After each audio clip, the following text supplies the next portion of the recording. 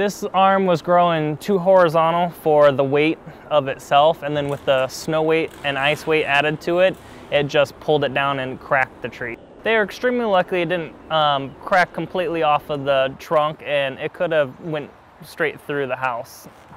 Before a snowstorm or windstorm, people should look out for heavy leaning trees, roots lifting off the ground, and any kind of splits or cracks on their trees. If the trees look like they're already in decline, they should try and get them removed before any storms, and as soon as they start seeing them die. We've been cleaning up after the snow weight all over the town.